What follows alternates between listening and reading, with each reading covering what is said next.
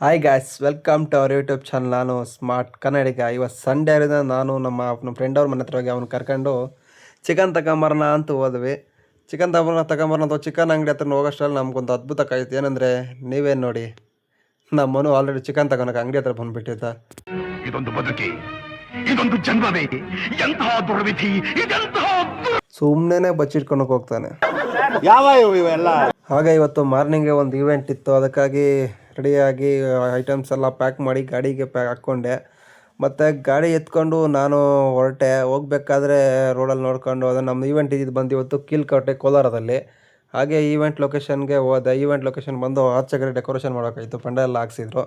ಮತ್ತು customer tea ಕೊಟ್ಟರು, tea ಕುಡಿದೆ. ಮತ್ತು ಬಲೂನ್ಸ್ ಎಲ್ಲ ಸೆಟಪ್ ಮಾಡ್ಕೊಂಡು ಮಿಷಿನೆಲ್ಲ ಹಾಕ್ಕೊಂಡು ಮತ್ತು ಬಲೂನ್ ಎಲ್ಲ ಹೊಡೆದ್ರ ಮೇಲೆ ಡೆಕೋರೇಷನ್ ಈ ಥರ ಬಂದಿತ್ತು. ಪದಗಳೇ ನಾಚುವ ಕವನವು ನೀ, ಕವಿಗಳಿಗೆ ದುಃಖದ ಕಲ್ಪನೆ ನೀ, ಕುಂಚವೇ ನಾಚುವ ಚಿತ್ರವು ನೀ, ಬಣ್ಣಗಳಿಲ್ಲದೆ ಮಿನುಗುವೆ ನೀ.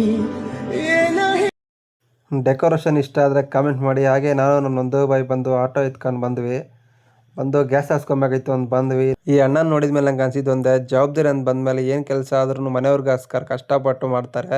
ಇದು ನಮ್ಮ ಹುಡುಗರ ಲೈಫು ಅಂತ. ಒಂದು ಬಾಯಿ ಮತ್ತು ನಾನು ಮಯೂರ ಬೇಕ್ರಿಗೆ ಬಂದು ಒಂದು ಎಗ್ ರೋಲು ಮತ್ತು ಹನಿ ಕೇಕು ಮತ್ತು ಸ್ಪ್ರೈಟ್ ತಗೊಂಡೆ. ಆಟೋದಲ್ಲಿ ಕೂತ್ಕೊಂಡು ತಿನ್ಕೊಂಡು ಮನೆ ಕಡೆ ಬಂದ್ವಿ. ಹಾಗೆ ನರಸಾಪುರ ಕಡೆ ಒಂದು ಸ್ವಲ್ಪ ಕೆಲಸ ಐತೆ ಅಂತ ನಾನು ಒಂದು ಬಾಯಿ ಹಂಗೆ ಬಂದ್ವಿ. ಬರಬೇಕಾದ್ರೆ ಇಲ್ಲಿ ನೋಡಿ ಸಂಡೇ ಬೇರೆ.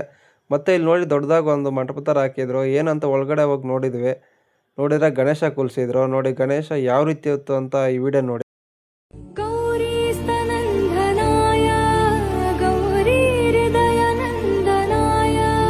ಮತ್ತು ಹೋಗ್ಬೇಕಾದ್ರೆ ಬಂಡಿಲಿ ಗಣೇಶ ಇಟ್ಕೊಂಡು ಹೋಗ್ತಾಯಿದ್ರು. ನೋಡಿದ್ರೆ ಡ್ಯಾನ್ಸ್ ಹಾಕೊಂಡು ಮಸ್ತಲ್ಲಿ ಜಾಲಿ ಮಾಡ್ಕೊಂಡು ಹೋಗ್ತಾಯಿದ್ರು.